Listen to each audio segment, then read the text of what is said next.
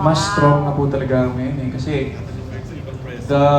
yun po kasi yung kakambal talaga pag nag-grow yung audience, yung supporters, yung... sorry po. Paano mo kayo nasa bawal ng artist?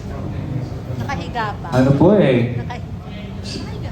parang career ko lang din po, slowly but surely, wala pong sudden growth na nangyari. Parang unti-unti talaga yung 10 years na parang, sabi nga nila parang ngayon lang daw po ako na napansin kasi tapos na yung prime ng mga ka-hashtags ko, parang gano'n. Tapos parang naisip ko, I mean, kung titignan niyo naman po ako that time, mukha po talaga akong ewan.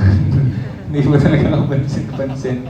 And then parang, I have my time to slowly improve myself, my body, and mature po ako tignan, and mismong mindset po ako, mindset sa life.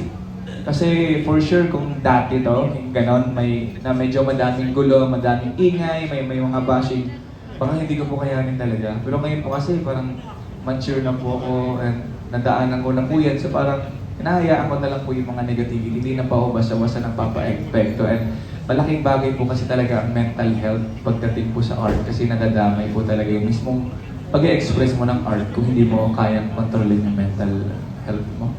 From GMA Online, there's Alamo. Hello po. Hello, good afternoon. Hello po. Balikan ko lang yung na-mention mo about dun sa mga kasamahan mo sa hashtags Yes po. before. Since sila yung naunang sumikat, ganyan. During that time, hindi ka ba nanghihinayang? Ano yung pakiramdam mo? Nangihinayang po na that time. Parang bakit ako hindi pa? Understandable po.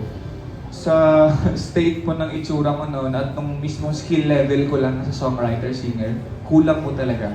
Like if we're talking about that phase, 2018, 19, 20, agree po ako na hindi po talaga ako kapansin-pansin. As in, pati yung singing ko at music ko, hindi po talaga siya something special.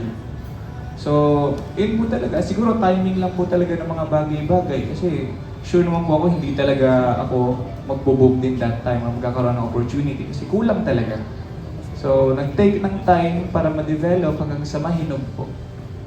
Gusto ko yung self-aware ka talaga sa... Opo, alam ko po eh. Tsaka medyo harsh po yung mga tao sa akin kasi ginagano mismo sa mukha ko na parang ikaw nang, basta may ganun po silang mga... So, may ano, tumatak po sa akin talaga yung mga bagay-bagay na sinasabi sa akin before.